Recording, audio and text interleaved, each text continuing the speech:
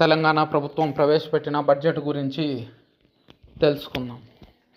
Telangana deputy CM బట్టి విక్రమార్క ఈరోజు అసెంబ్లీలో 2024-25 వార్షిక సంవత్సరానికి సంబంధించి బడ్జెట్ను ప్రవేశపెట్టారు. అయితే ఈ మేరకు ఏ రంగాలకు ఏ విధంగా కేటాయింపులు జరిపారో వెల్లడించారు. అంతేకాకుండా అధికారంలోకి వచ్చిన 7 నెలల్లో ప్రభుత్వ పాలనపై ప్రభుత్వం తీసుకొచ్చిన అభివృద్ధి కార్యక్రమాలు, సంక్షేమ పథకాలపై వాళ్ళ మనోభావాలను వెల్లడించారు. అయితే ఈ బడ్జెట్లో ప్రధాని విపక్ష పార్టీ బీఆర్ఎస్ అధినేత కేసీఆర్ విమర్శలు గుప్పించారు. ఈ నేపథ్యంలో అసెంబ్లీ మీడియా పాయింట్ వద్ద బడ్జెట్పై కాంగ్రెస్ ఎమ్మెల్యే స్పందించారు.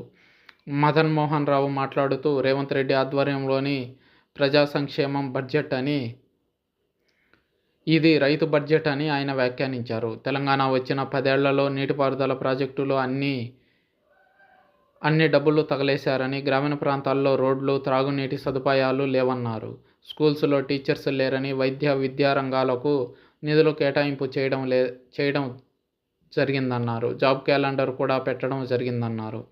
సెప్టెంబర్ 5-6 లోగా గ్లోబల్ మేధో సంపత్తి కోసం స్కిల్ యూనివర్సిటీ పెట్టే విధంగా ఏర్పాటు చేస్తామన్నారు. కాళేశ్వరంకు లక్షల కోట్లు తగలవేశారని, అన్ని రంగాలకు సంక్షేమానికి బడ్జెట్లో నిధులు పెట్టామన్నారు. కవ్వంపల్లి సత్యనారాయణ మాట్లాడుతూ గత ప్రభుత్వం మాదిరి అంకెల రూపంలో బడ్జెట్ పెట్టకుండా అన్ని శాఖలకు బడ్జెట్ కేటాయించాము. వాస్తవిక బడ్జెట్ ప్రవేశపెట్టడం జరిగింది. ఒక్కో రంగానికి ఎన్ని డబ్బులు కేటాయిస్తున్నాం అనేది విపులంగా వివరించారు. సంక్షేమం, అభివృద్ధి రెండూ జరగాలని కేటాయింపులు చేయడం జరిగింది. గత బడ్జెట్లో కన్నా విద్య కోసం కేవలం ఇన్ఫ్రాస్ట్రక్చర్ మాత్రమే ఏర్పాటు చేశారు. ఎక్కడా సిబ్బంది లేదు. 9,000 పైచిలుకు బడ్జెట్ పెట్టి విద్యకు పూర్వ వైభవం తీసుకురావాలని ప్రభుత్వం భావిస్తుంది అన్నారు. బడ్జెట్ను తోలనాడే విధంగా కేసీఆర్ మాట్లాడారు. గత బడ్జెట్ పెంపర్లకు పరిమితం అయింది. కేసీఆర్ ఇంకా ఊహల్లో ఉండకుండా బడ్జెట్ను పెద్ద మనసుతో ఆహ్వానించాలన్నారు. లేదంటే కేసీఆర్ తెలంగాణ ద్రోహిగా